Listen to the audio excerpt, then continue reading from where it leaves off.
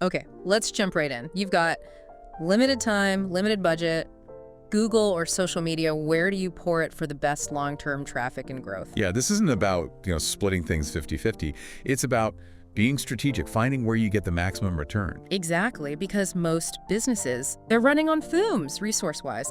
And honestly, that 50-50 split, often terrible advice. Seriously. There was actually a HubSpot study in 2023, looked at over 5,000 businesses, found that focusing like 70% on one channel led to 42% higher revenue growth on average. That's huge. It really is. So the big question, one we're going to break down right now, is which channel gets your 70%, Google or social?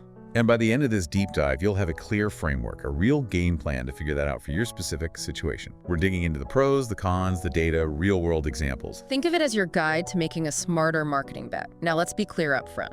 Both SEO, Google and social media, they're both critical, no doubt. Absolutely. The real question isn't if you do both, but where you concentrate your main effort for the biggest impact. Where's that 70% going? Right. So let's dive in. First up, SEO. Search engine optimization, the powerhouse of what you might call passive traffic. Yeah, passive's a good word for it. SEO builds an asset.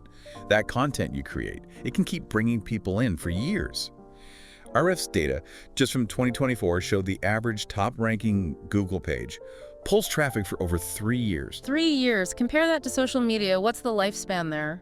Like 48 hours, maybe. It's incredibly short-lived in comparison. It's a totally different model. It really is. And the sheer volume SEO can bring. Bright Edge research found SEO drives get this 1,000% more traffic than organic social for most businesses. 1,000%. That's 10 times the visitors. Just staggering. Mind-blowing, right. And it's not just any traffic. Exactly. Yeah. That's the key difference. SEO captures people actively searching for solutions. They're typing things into Google because they have a need right now. That signals intent, purchase intent, often.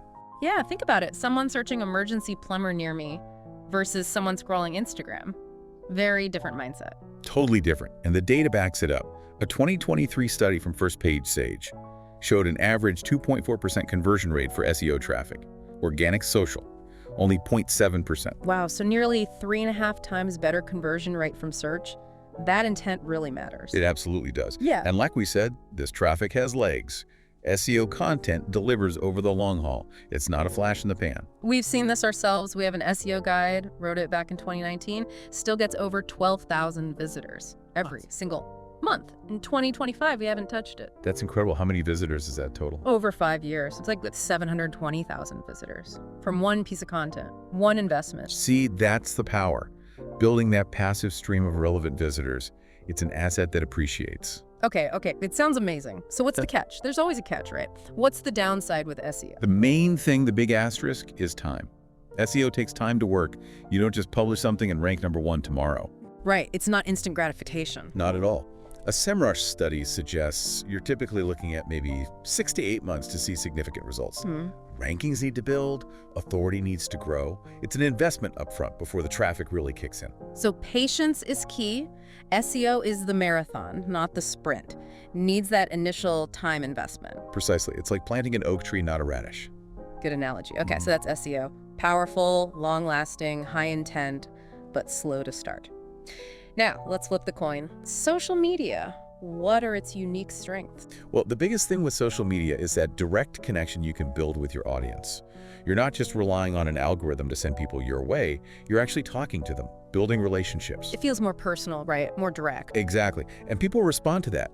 A 2024 Sprout Social report found 76% of consumers are more likely to buy from brands they actually follow and feel connected to on social. That's loyalty. That's a huge number. Build a relationship, get the sale. And social has that X factor, doesn't it? The potential for something to just take off. Ah, yes. Virality. It's rare, you can't bank on it, but when it happens, it can be explosive in a way SEO typically isn't overnight. Any examples spring to mind? Oh yeah. Remember Minimal Deck? An e-commerce brand? They had a TikTok post go absolutely wild in 2023. 4.2 million views. Wow. What did that do for sales? 714% increase in 48 hours. Just boom. SEO can't usually deliver that kind of immediate massive spike. That's insane. Lightning in a bottle, truly. But even without going viral, social is great for just getting your name out there, isn't it? Discovery. Definitely. It's huge for brand building and initial research. Global Web Index found 54% of people on social media use it to research products. They might see something, get curious. And then maybe they search for it later. Exactly. It builds that awareness. A 2024 Brisfield survey showed 58% of consumers will actually go and search for a brand they first saw on social media. So it can indirectly feed your SEO too. Creates that search demand. Interesting connection. What else is great about social? The feedback loop. It's almost instantaneous. Put a message out, test an idea, float a new product, you get reactions right away. Real-time insights. Much faster than waiting months for SEO data. That's invaluable for being agile, tweaking things quickly. Okay, sounds pretty compelling too. What's the downside of relying heavily on social? The biggest challenge, it's a content treadmill. You have to constantly feed the beast. A 2024 study by Later.com found brands that stopped posting for just 2 weeks saw their engagement drop by 38%. Ouch. So no resting on your laurels. It demands continuous effort, fresh content all the time. All the time. It's relentless. You stop, you fade. So, social media. Great for connection, potential for explosive growth, fast feedback, but needs constant feeding. SEO. Long-term asset, high intent, passive traffic, but takes time. They seem quite different. They are, but they can also work together beautifully. Integration is where the real magic can happen. Okay, how do we bridge that gap? How do they help each other? Well, a really smart tactic is content repurposing. Take that big, in-depth blog post you wrote for SEO. Don't just let it sit there. Break it down. Exactly. Chop it up into, say, 8 or 10 different social media posts, little snippets, quotes, infographics, short videos based on it. A repurpose house study showed this boosts your overall content ROI by an average of 73%. Wow, 73%. That's making your content work much harder. Create once, distribute many times. Precisely. Get more mileage out of every piece. And there's some evidence, though Google's cagey about it, that social signals might indirectly help your SEO. What do you mean by social signals, like shares, that kind of thing? Yeah. Hootsuite did some research showing a correlation, not necessarily causation, but a link between high social engagement and better search rankings. So maybe that buzz helped a little. Interesting. A little nudge, perhaps? Yeah. And we already touched on how social can drive searches. Right. Social creates the awareness, the initial interest. Someone sees your cool product on Instagram, maybe they don't click right away, but later they search Google for your brand name or the product type. Social lights the spark. SEO captures the flame. So the smart strategy isn't always strictly one or the other. Often, it's about using them strategically together. Use social for that top-of-funnel awareness, building the relationship, creating the buzz. Then, rely on SEO to capture the people actively searching, the ones ready to convert. It's a tag team. A strategic 1-2 punch. Okay, this makes sense, but how much you lean one way or the other? That really depends on the business, right? Absolutely. It's not one size fits all. Let's break it down by business type. E-commerce, for instance, online stores. Where should they lean? SEO seems obvious, right? People searching for products. Generally, yes. Wolfgang Digital's 2024 report showed organic search driving about 35% of e-commerce revenue on average. Social media, only about 7%. So for most online stores, SEO is still the bigger revenue driver. Okay, clear lean towards SEO there. But are there exceptions? Big time. If you're in fashion or lifestyle products, things that are very visual, social media's contribution jumps way up, closer to 23% of revenue in those cases. Think Instagram, Pinterest, people want to see those products. Makes sense. Visual discovery is key there. What about content publishers? Blogs, news sites, magazines online. For them, it's usually heavily weighted towards SEO. Parse.Leslie's analysis found search drives around 53% of their traffic. Social, only about 19%. People go to Google looking for information, articles, answers. So if you're selling information, Google is your main street. Now what about service providers? Like consultants, lawyers, plumbers, electricians? Especially local service providers. SEO dominance is huge here. Bright Local survey, 87% of consumers use search engines like Google to find local services. 87%? What about social? Only about 5% find local services via social media.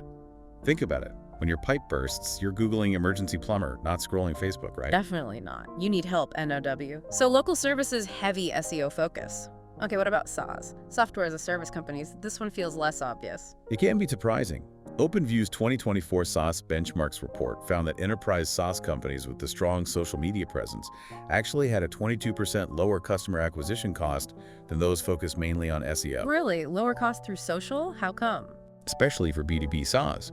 Platforms like LinkedIn are incredibly powerful for building thought leadership, direct networking, and establishing credibility. It's about building relationships and trust, which can be very cost-effective compared to just bidding on expensive keywords.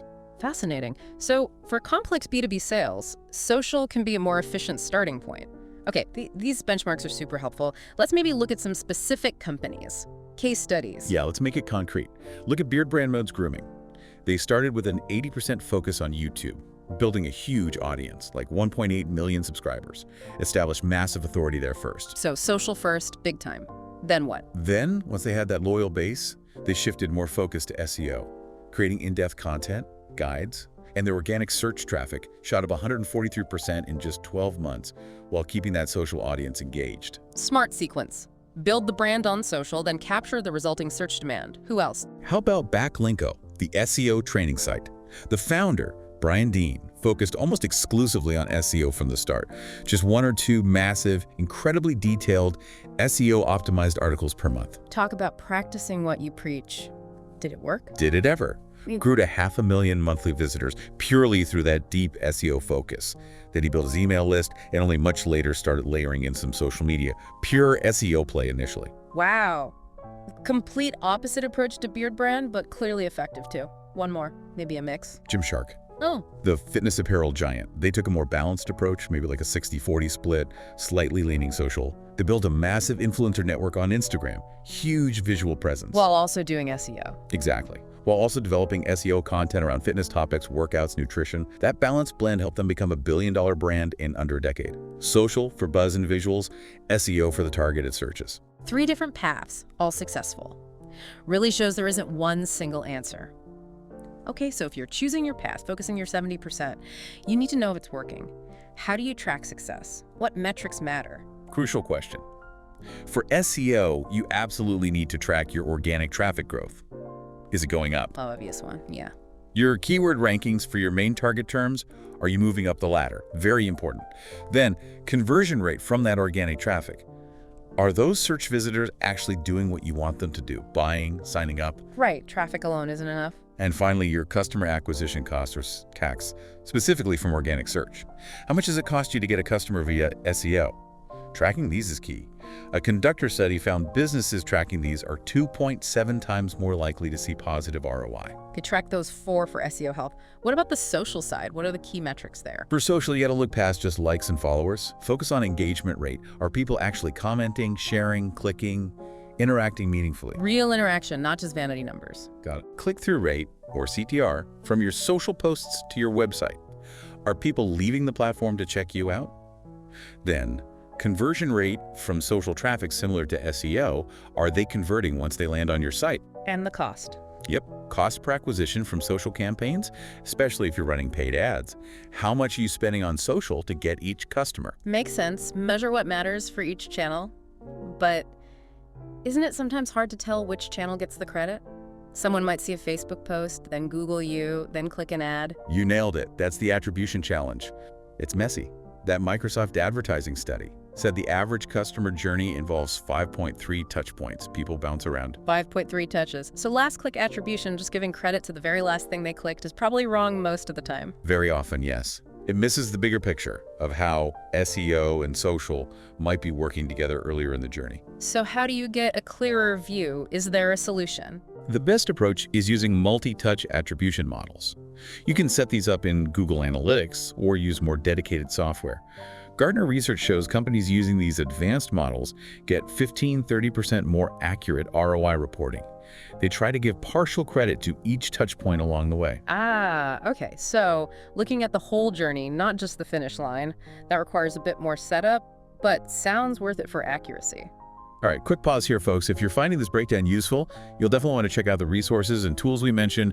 We've put all the links in the description below. Go take a look. Okay, so let's pull this all together. We've talked theory, data, examples. Now let's build that framework. How does someone listening right now decide where to put their 70%? Step 1. Step 1. Look at your business type.